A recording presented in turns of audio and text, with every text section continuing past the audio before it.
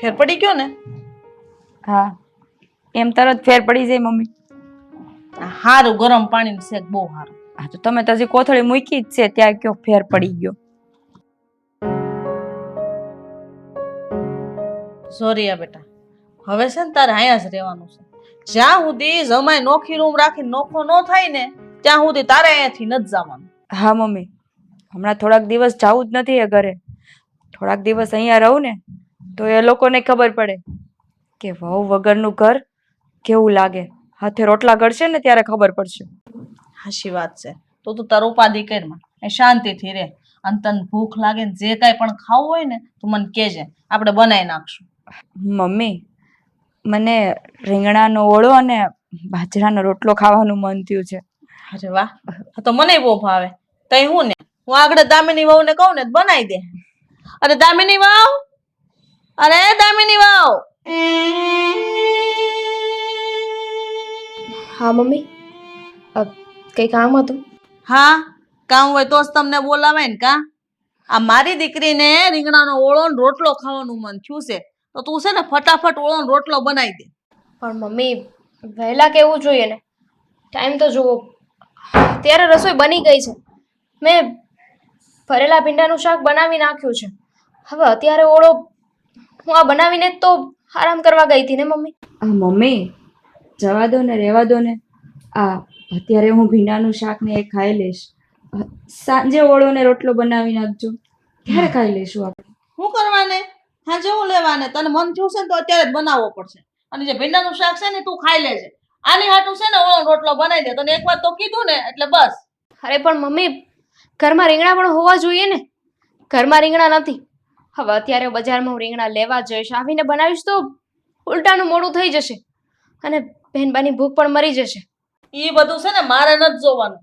ઘરમાં પૈસા છે, કબાટ ઉપર જાય પૈસા લઈ લે ને માર્કેટમાંથી રીંગણા લઈ આય ને અત્યારે જ ઓળો રોટલો બનાવી દે બસ. હા,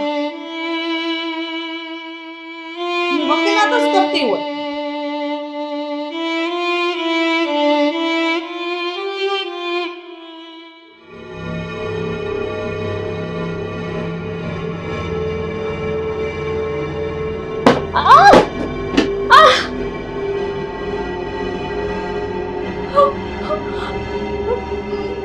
રિયાબેન!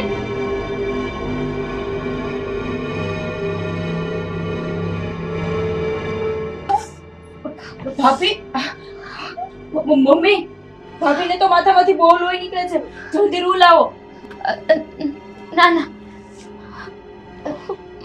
મારા રૂમમાં રૂ અને પાટો છે, હું જાતે લગાવી દઈશ.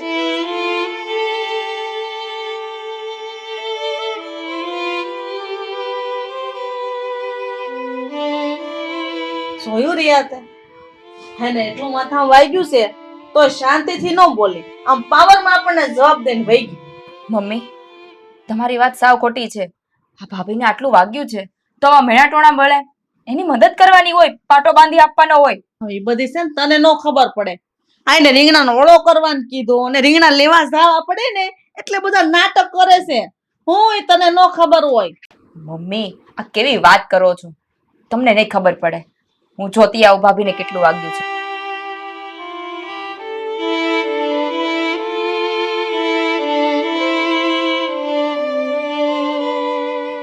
અરે દામિની, આ શું થયું? આ પાટો કેમ કરતા વાગ્યું? એકચ્યુઅલી હું મમ્મીના રૂમમાં તિજોરી છે ને એના ઉપર પૈસા પડ્યા હતા. પૈસા લેવા જતી હતી અને ઉપરથી કંઈક ભારે વસ્તુ મારા માથે પડી અને મને લોહી નીકળી ગયું. ડોક્ટરને બતાવ્યું કે નહીં? ના, રિયાબેન આવ્યા છે ને એમને મને પાટો બાંધી દીધો. રિયા આવી છે? ઈ વળી ક્યારે આવી? રિયાબેન સવારે આવ્યા અને રિયાબેન રીસામણે આવ્યા છે. પાછા જવાની ના પાડે છે. પણ કેમ? એને તે વળી એવું શું થયું કે પાછું જવાની ના પાડે છે? કાંઈ નહીં, અહીંયા મમ્મી જેવું મારી સાથે કરે છે એવું જ ત્યાં રિયાબેનના સાસુ એમની સાથે કરે છે. રિયાબેન મારી જેમ જ્યારે માસિક ધર્મમાં હોય ને ત્યારે એક બે દિવસ એમને પણ પેટમાં દુખે છે, એમને પણ દુખાવો થાય છે અને એમની તબિયત મારી જેમ ખરાબ થઈ જાય છે. અને રિયાબેનના સાસુએ એ દરમિયાન કામ કરવાનું કહ્યું, એટલે રિયાબેન ત્યાં એમના સાસુ સાથે ઝઘડો કરીને અહીં આવી ગયા છે.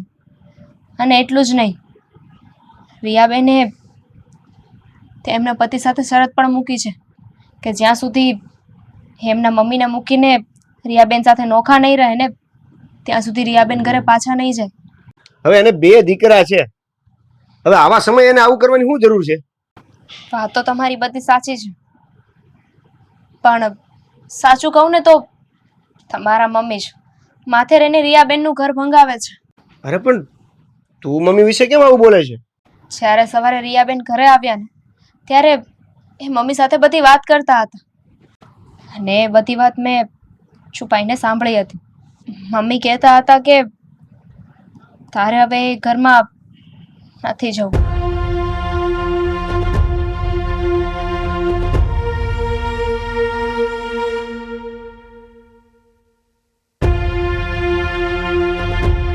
સાચે મમ્મીએ આવું કીધું? ખબર નથી પડતી. અરે મમ્મીએ તો રિયાને સમજાવીને એને પાછી ઘરે મોકલવી જોઈએ. તમારી વાત તો સાચી છે, મમ્મીએ રિયાબેનને એવી સલાહ ના આપવી જોઈએ. પણ આ મમ્મીએ જે રિયાને સલાહ આપી છે ને, કાલે એને આપણે અપ્લાય કરશું. શું? એટલે તમે એ જ વિચારી રહ્યા છો જે હું વિચારું છું, હું કરવા માંગુ છું? હા, એક્ઝેક્ટલી એ જ કરવાનું છે. એટલે હવે તમે ઘર છોડીને જવાની વાત કરશો? ના ના, હવે ઘર છોડવાની વાત નથી કરતો, પણ ઘર છોડીને જવાનું નાટક જરૂર કરશું મમ્મીને સમજાવવા માટે. જો પણ એમને સમજાવવા માટે, શીખવવા માટે આપણે આ બધું કરી રહ્યા છીએ, પણ એમને ખોટું ન લાગી જાય, એમને મનમાં લાગી ના આવે. જો એમની હાથડી કકડશે તો પછી આપણે ક્યારેય સુખી નહીં થઈ શકીએ. હું સમજુ છું, પણ એને સબક તો શીખવાડવો પડશે ને. ખબર છે મને કે હું એકનો એક દીકરો છું, એટલે એને આતરડી દુભાય એવું તો ક્યારેય નહીં કરું. આપણે ફક્ત એટલું ધ્યાન રાખવાનું છે કે એમને કોઈ દુઃખ ન લાગે. સારું, ચાલ હવે થોડો આરામ કરીએ અને સવારે કાલ વહેલી ઉઠી જજે. કાલ સવારથી જ આપણું નાટક શરૂ.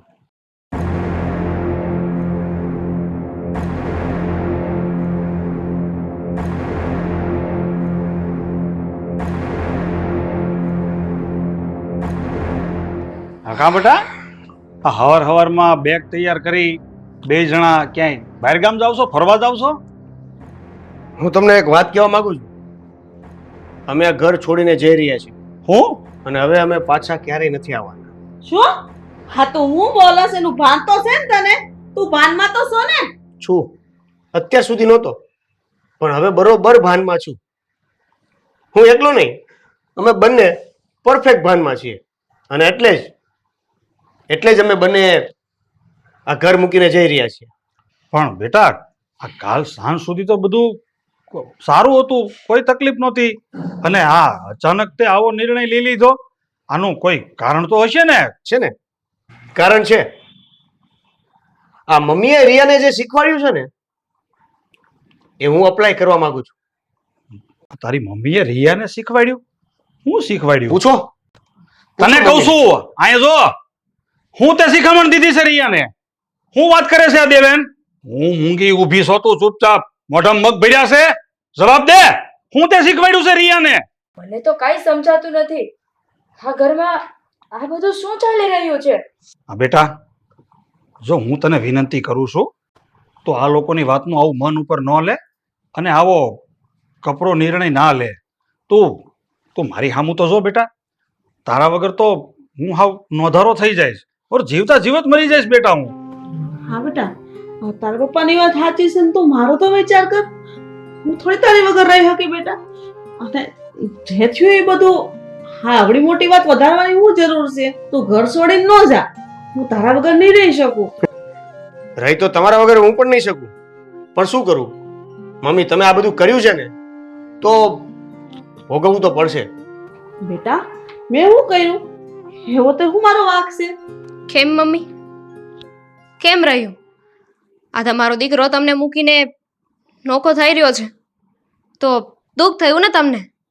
તો તમે જ તો કાલે રિયાબેનને સલાહ આપતા હતા, એમને ચડામણી કરતા હતા કે તું તારા પતિને કહે કે તારી સાથે નોખો થઈ જાય.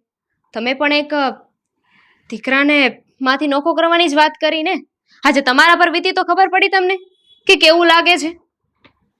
હવે તમને તમારી ભૂલ સમજાણી મમ્મી? અને આ તમે જે તમારી વહુ સાથે કરી રહ્યા છો ને એ તમારી દીકરી સાથે જ થઈ રહ્યું છે.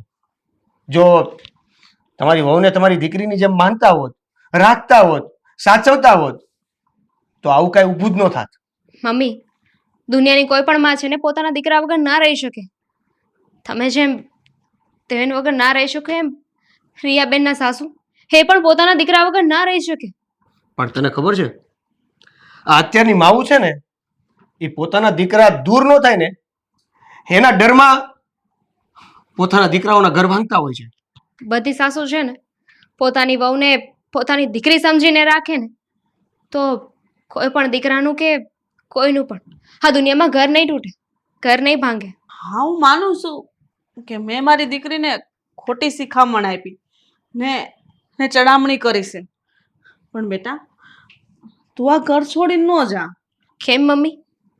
હા, પોતાની દીકરીનું દુઃખ એ દુઃખ અને આ તમારી વહુ કરે એ બધા નાટક. આવો ભેદભાવ કેમ? હા, રિયાબેન પણ જ્યારે માસિક ધર્મમાં હોય ત્યારે એમને પણ પેટમાં દુખે છે, ચક્કર આવે છે તો તમે એમનું દુઃખ સમજી ગયા. તમને એમની તકલીફ દેખાતી હતી. રિયાબેનના ઘરે પણ ઝઘડા થતા જ હતા ને. એમની સાસુ પણ તમારી જેમ જ કરતા હતા, એમની પાસે કામ કરાવતા હતા. એ પણ રિયાબેનનું દુઃખ ના સમજી શક્યા તો તમને રિયાબેનનું દુઃખ દેખાઈ ગયું, મારું દુઃખ કેમ ના દેખાણું? તમે મને મેણા ટોણા કેમ મારતા હતા? એવો તો મારો શું ગુનો હતો? એવો તો શું વાંક હતો મમ્મી મારો? હા બેટા, મને એક બીક હતી કે મારો દીકરો એની વહુનો થઈ જશે ને મારાથી દૂર થઈ જશે તો હું શું કરીશ. બસ આ ડરના કારણે જ હું આવું વર્તન કરતી હતી. આ વહુ છે ને એ આપણા ઘરની લક્ષ્મી કહેવાય. આ દામિની વહુમાં સમજણ છે, બધાયને ભેગા રાખીને રહે છે અને તે એની ઉપર એટલા બધા અત્યાચાર કર્યા તો અત્યાર સુધી એને મોઢામાંથી એક વેણ નથી કાઢ્યું. અરે નસીબ વાળા હોય એને આવી વહુ મળે અને તે એની કદર ન કરી. ધામિની વહુ, મારી ભૂલ થઈ ગઈ. હું જે બોલી ને તમે મન ઉપર નહીં લેતા. અત્યાર સુધીમાં ઘણું બધું બોલી ગઈ, પણ તમે મારા દીકરાને મારાથી દૂર નહીં કરતા. આજ પછી કોઈ દિવસ હું તમારા એવું વર્તન નહીં કરું. દૂર નહીં રહી શકું.